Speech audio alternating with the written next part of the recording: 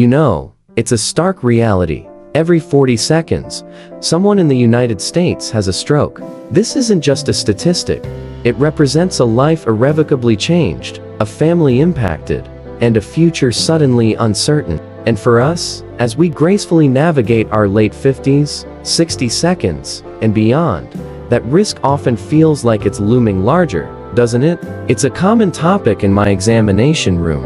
Many of my patients express that very fear, often asking me, "Dr. Clark, with all the health advice out there, what's the one thing I should be most acutely aware of? What's the hidden danger I might be overlooking?" While there are certainly many factors that contribute to stroke risk, and we've discussed many of them from diet and exercise to managing blood pressure and cholesterol, there's one particularly insidious, often overlooked daily habit that significantly elevates your risk of stroke.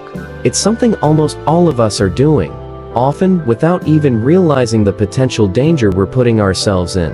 Today, I'm not just going to touch on this issue. I'm going to pull back the curtain on this silent culprit, meticulously explain its impact on your body, and, more importantly, empower you with practical, easy-to-implement strategies. My goal is to equip you with the knowledge to protect your precious brain and safeguard your future, ensuring your golden years are lived with vitality and independence. Now, let's talk about the undeniable truth that has emerged in our modern era. Our lives, while undeniably enriched by technological advancements and convenience, have simultaneously made us increasingly sedentary. This isn't an accusation. It's a societal shift we all navigate. The statistics surrounding this phenomenon are not just concerning, they are quite telling and should serve as a wake-up call, especially for our age group. Studies consistently show that adults age 60 and over, on average, spend a staggering 9.5 hours a day in a seated position. I want you to truly absorb that number for a moment. Nearly 10 hours of prolonged inactivity. This isn't merely about experiencing a bit of stiffness when you stand up, or the gradual, unwelcome creep of a few extra pounds around the waistline. No, this prolonged sitting is a direct, measurable, and potent risk factor for stroke. When you remain seated for extended periods, your body's intricate system of blood flow begins to slow down significantly. Imagine a once vibrant, free-flowing river gradually becoming sluggish and stagnant. The water doesn't move with its usual vigor, and consequently, sediment and debris can begin to accumulate. In the context of your circulatory system, this decreased, inefficient circulation can lead to insidious buildup of fatty plaque within your arteries, causing them to narrow and become far more susceptible to the formation of dangerous blood clots. I've unfortunately witnessed this scenario play out far too many times in my clinical practice. A patient, seemingly healthy and without obvious red flags, experiences a debilitating stroke, and upon a comprehensive review of their daily lifestyle habits, the pervasive common thread is hours upon hours spent in a sedentary state, whether at a desk working on a computer, engrossed in television shows, or even quietly reading for extended periods. It is a truly silent threat, often overshadowed in public health discussions by more overt and widely recognized risk factors like unhealthy dietary choices or smoking. However, the scientific evidence is clear. The impact of prolonged sitting on your stroke risk is profound, well documented in extensive medical literature, and demands our immediate attention. So, let's delve deeper into the physiological mechanisms at play here. How exactly does the seemingly innocuous daily habit of prolonged sitting intricately increase your stroke risk? To truly grasp this, I want you to visualize your circulatory system. Think of it as an incredibly vast, complex, and interconnected network of highways and intricate roadways, with your heart serving as the powerful, central pump, tirelessly propelling life-giving blood throughout your entire body. When you are sitting, especially for those extended, uninterrupted stretches, a critical component of the system becomes largely inactive: the powerful muscles in your legs. These muscles are not just for walking. They are designed, in their very essence, to act as a secondary pump, assisting your heart by rhythmically contracting and relaxing to push blood efficiently back upwards towards your heart. When these muscles are dormant, this vital pumping action ceases, and consequently, blood flow begins to stagnate and pool, particularly in your lower extremities. Over time, this pooling and sluggishness can instigate a cascade of detrimental effects, including inflammation and subtle damage to the delicate inner lining of your blood vessels. This damage, in turn, creates a more hospitable environment for fatty deposits, which we refer to as plaque, to adhere and gradually build up. Picture, if you will, rust and corrosion steadily accumulating inside a pipe, progressively narrowing the passageway and impeding the free flow of water. In your body, when a piece of this plaque breaks off from the vessel wall, or when a blood clot forms in these sluggish, less oxygenated conditions, it can become a dangerous embolus. This embolus can then travel upstream through your bloodstream, eventually reaching the intricate network of arteries within your brain, where it can block a crucial blood vessel. This blockage is precisely what causes an ischemic stroke, the most prevalent type of stroke. I'll never forget a particular patient, a retired accountant named Arthur. He was meticulously disciplined about his diet, diligently tracked his numbers, and even enjoyed a brisk walk daily. However, his post-retirement hobby involved spending 8 hours a day at his desk, intensely focused on intricate puzzles. Despite his other healthy habits, he tragically developed deep vein thrombosis, a direct consequence of his prolonged immobility. A fragment of that clot, formed in his leg, eventually traveled to his brain, resulting in a stroke. Arthur's case was a poignant and stark reminder to me, and to him, that even seemingly good health habits can be profoundly undermined by the pervasive, often underestimated danger of prolonged inactivity. Your body, in its magnificent design, is fundamentally engineered for movement. It absolutely thrives on it. When we deny it that fundamental, inherent need, we inadvertently create an internal environment ripe for the development of serious, life-altering health complications like stroke. The truly empowering news, and what I always emphasize to my patients, is that combating this significant risk doesn't necessitate drastic, overwhelming lifestyle overhauls or committing to an intense gym routine if that's not something you're comfortable with or capable of. The profound impact comes from surprisingly small, consistent, and achievable adjustments to your daily rhythm. The absolute key, the central principle here, is to deliberately and frequently break up your sitting time. For many of my senior patients, the very concept of exercise can feel incredibly daunting, often bringing to mind strenuous activities that seem out of reach, especially if they're grappling with existing mobility issues or chronic pain. But I want to emphatically remind you of something crucial. Any movement, no matter how seemingly minor, is beneficial movement. Even subtle shifts can make a difference. Let's consider some exceedingly simple, practical options that can be seamlessly integrated into your day. If you're enjoying your favorite television program, make a conscious effort to use every commercial break as a prompt. Stand up and simply march in place for 30 seconds, or gently sway from side to side. If you're engrossed in a good book or working on a hobby that keeps you seated, set a gentle timer on your phone for every 20 to 30 minutes.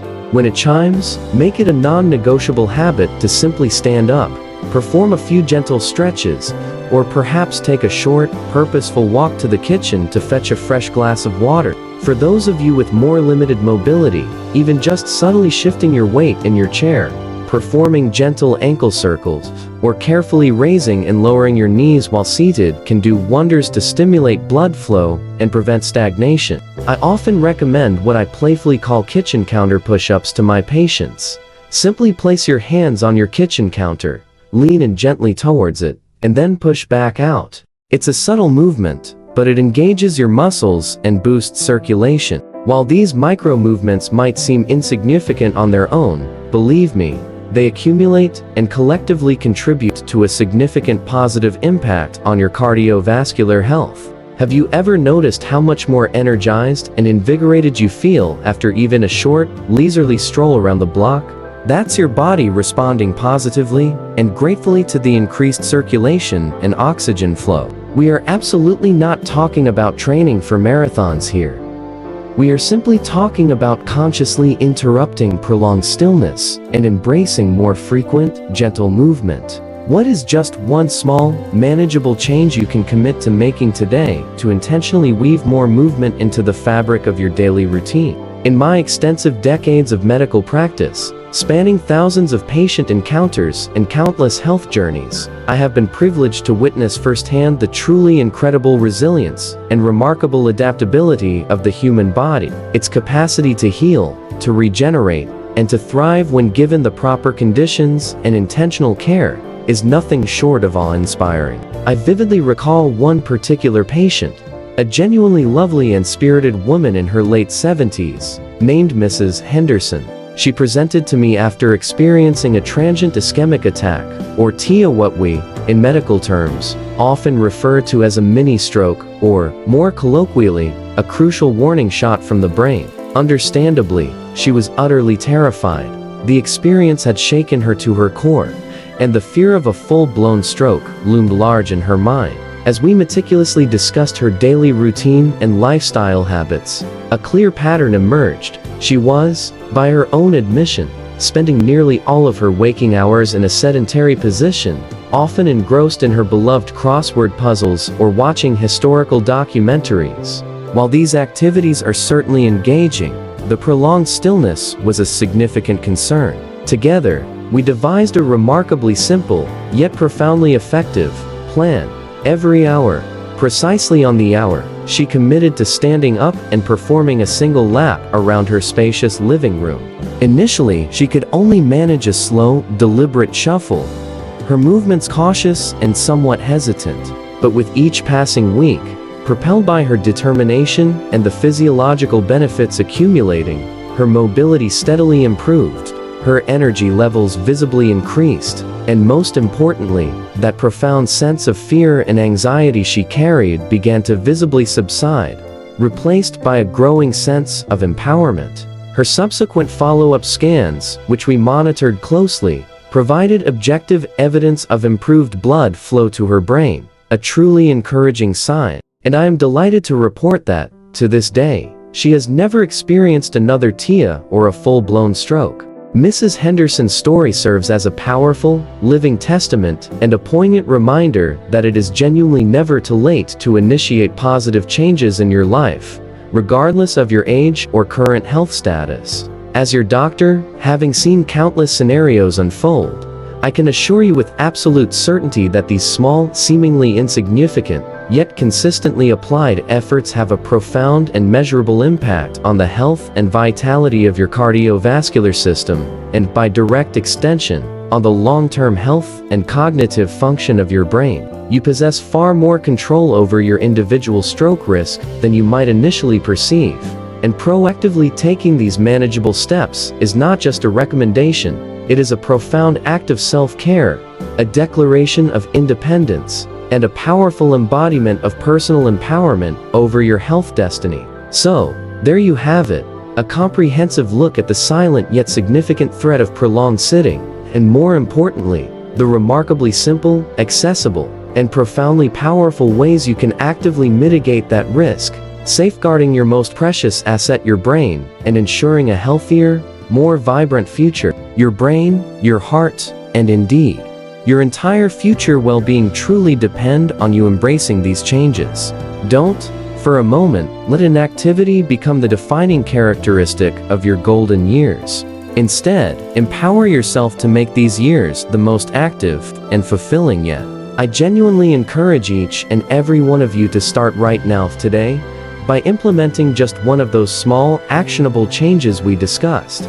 Perhaps you'll decide to set that hourly timer on your phone, or maybe you'll make a firm commitment to move purposefully during every single commercial break while watching your favorite show. The key is to start somewhere, anywhere. What's one single, concrete change you are going to commit to making this upcoming week to inject more movement into your daily life? Please, share your plan, your intentions, or any questions you might have in the comment section directly below. I am always eager to hear from you, to connect, and to support your health journey.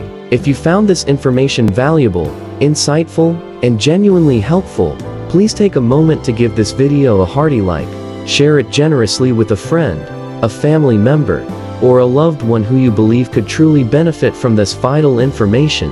and most importantly, subscribe to my channel for a steady stream of more practical, evidence-based, and compassionate health advice specifically tailored for seniors. And before you go, don't forget to explore my dedicated playlist on cardiovascular health. It's a curated collection packed with even more expert tips and actionable strategies to help you keep your heart and your brain in their absolute top shape for years to come. Until we meet again, stay active, commit to your health, and keep living your absolute best, most vibrant life.